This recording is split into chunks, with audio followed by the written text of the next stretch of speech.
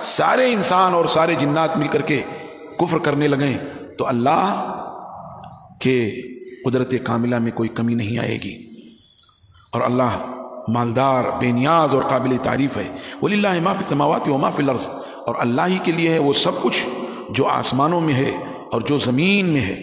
اور یہاں کہہ کر کے دراصل اہل ایمان کو ڈھارس بندھائی گئی کہ اگر یہ کفار و مشرکین تم پر ظلم کرتے ہیں، تمہارے عبادت خانے چھین لے رہے ہیں، تمہارے مفادات کو چوٹ پہنچا رہے ہیں، تمہارے لیے زندگی تنگ کر رہے ہیں، تمہیں طرح طرح کے مصائب اور مسائل میں مبتلا کر رہے ہیں، تمہارے حالات خراب کر رہے ہیں، تو مسلمانوں گھبراؤ نہیں، یہ زمین، یہ آسمان اور یہ فضا اور تمام مخلوقات اللہ کی ہے۔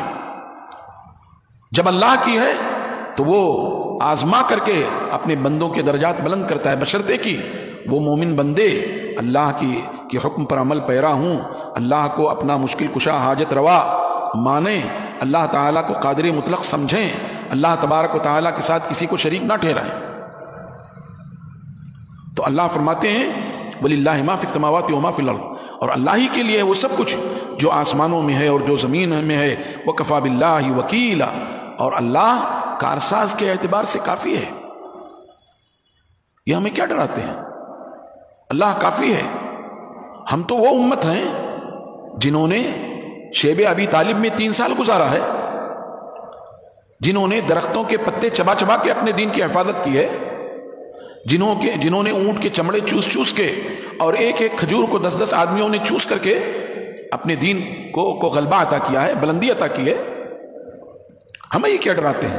اس لیے کہ ہم یہ جانتے ہیں کہ دین کے راستے میں جو اذیت ہمیں پہنچتی ہے اس پر ہمیں اجر ملتا ہے، دین کے راستے میں ہمیں جو تکلیف ملتی ہے اللہ تبارک و تعالیٰ دنیا میں بھی درجہ بلند کرتا ہے اور آخرت میں بھی بلند کرتا ہے۔ ڈریں تو وہ ڈریں جن کے لیے دنیا ہی سب کچھ ہے اور آخرت میں ان کا کوئی حصہ اور نصیبہ نہیں، آخرت میں ان کے لیے بھڑکتی ہوئی آگ ہے، آخرت میں ان کے لیے ایسے بڑے بڑے انگارے ہیں جیسے اونٹوں کے مانند ہوں، آخرت میں ان کے لیے ویل ہے، حاویہ ہے، نار ہے، حمیم ہے، جہنم ہے۔ وہ ڈریں، ہم کیا ڈریں؟ لیکن ہمارے لیے بھی یہ ضروری ہے کہ ہم ویسے ہوں جس طرح اللہ تعالیٰ نے ہمیں ہونے کا حکم دیا ہے، اور یہ کہا ہے وَلَا تَهِنُوا وَلَا تَحْزَنُوا وَأَنْتُمُ الْأَعْلَوْنَ إِن كُنتُم مُؤْمِنِينَ۔ مسلمانوں مایوس نہ ہو، غمزدہ اور رسوا نہ ہو اور رنجور نہ ہو، تم ہی سربلند رہو گے اگر تم مومن ہو، اگر تم مومن ہو۔ یہ شرط ہے، اور یہ شرط آسان بھی ہے اور کڑی بھی ہے۔ آسان اس کے لیے ہے جو اخلاص کے ساتھ اللہ کی شریعت پہ عمل کرنا چاہتا ہے، اور کڑی اس کے لیے ہے جو برادران وطن کی طرح بہت سارے پیر پگاڑے تلاش کر رہا ہے، اس کے لیے مشکل بھی ہے۔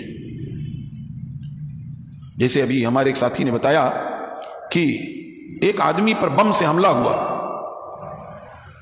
جب بم مارا تو اڑا اور اس نے کہا یا رسول اللہ بچائیے، اس وقت بھی جبکہ موت آنکھوں کے سامنے ہو۔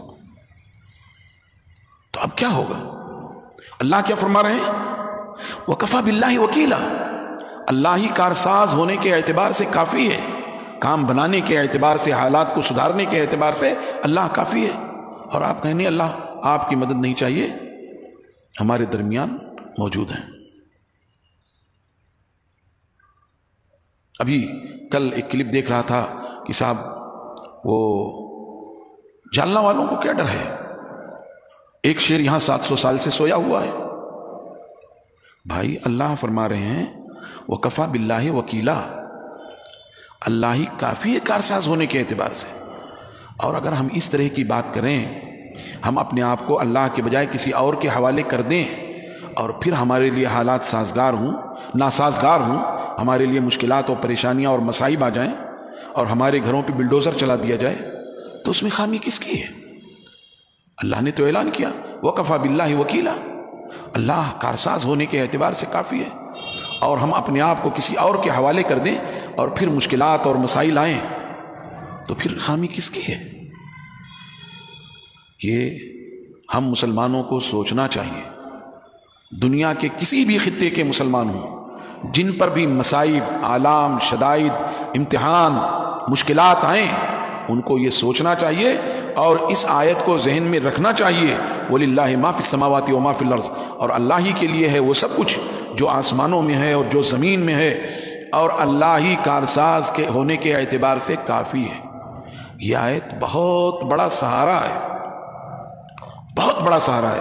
آدمی غم سے نجھال تھا، لیکن اگر اس نے یہ آیت پڑھ لی اور اس کا معنی اور مفہوم سمجھ لیا اور اس کے دل نے گواہی دے دی، تو اس کے جسم کا رواں رواں اس میں نشاط، چستی، پھرتی، یقین، توکل، اعتماد، ایمان، ساری چیزیں بھر جائیں گی، اور پھر دنیا اس کے سامنے مٹی کا ٹھیکرا نظر آئے گی، مٹی کا ڈھیلا نظر آئے گی، سارے لوگوں کا خوف جو ہے ختم ہو جائے گا۔